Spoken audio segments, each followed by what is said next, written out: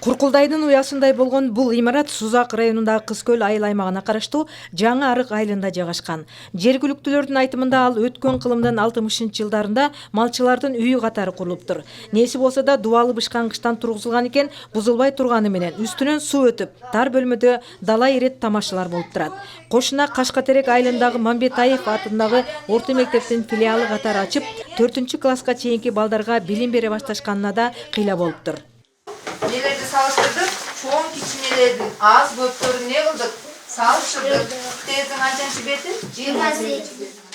Башталгыч класс деген менен 50дөн ашын бала окуп бир партада 3төн олтурушат. Тар бөлмөдө ары бери басуу мындай турсун. Окуучу чакан партада сабак аяктаганча кыймылдабай олтурса, мугалим үчүн да сабак өтүү ыңгайсыздыкты жаратат. Аябай тар ичи, талапка жооп бербейт. Мына калктын саны, мына башка жактан көчүп келген адамдар да аябай көп болуп атат. Ошонун натыйжасында балдардын саны аябай көбөйдү. Анан эми ушу биз ушу өкмөттөн, ушу жогору жактардан сурунат элек ушу айылга бир филиалдын ушул мектепти чоңойтуп, ушу балдарга бир жакшынакай шарттар түзүп берсек, эми чындыгында ушу билим сапатына таасирин аябай тийгизет экен. Бул тар 2ден 3төн отуруп атышат балдар. Бул айылдагы кичинекейлердин 4 чакырым жол басып, кошуна айылга каттап жатканын жүрөгү уруп, жан күйгүзгөндөрдүн бири ардагер мугалим Курманбек Молдошев агай. Ал 2000-жылдан бери ары жүгүрүп, ар эшикти каклап, анан туш тарапка кат жолдой берип чарчаганын айтат. Кыргызстан боюнча ушу Дүйшөндүн мектеби деген мектеп деп айтып койсок болот. Ушул мектеп 2005-жылдан бери аракет кылып жүрөм. Демилге тобунун жетекчимин. 5-жылы эле биз мектепке 1 гектар жерди ажыратып койгонбуз, ажыратып алдырганбыз өкмөттөн.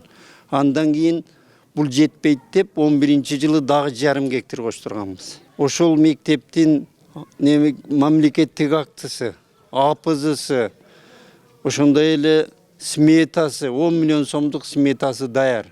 Баса ар шөйлөдө талапкер катары эл алдына келгендерге да кулак кагыш кылышат. Алар сөзсүз бул маселени чечебиз деген кат-кат убаданы беришет. Тилекке каршы убада ошол бойдон калат. Жаңы чакырылыштагы парламент депутаты Тазабек Икрамов да айылдыктарды сүйүнткөн жайы бар экен. Бирок андан азырынча кабар жок. Айтор бүгүнкү күндөгү Дүйшөндү мектеби бул айылда дагы канча турат ал белгисиз. Үмүт үзбөгөн айылдыктар эл аралык уюмдарга кайрылып жатышыптыр. Эми алардан бирдеме болуп калар деген ниетте турушат.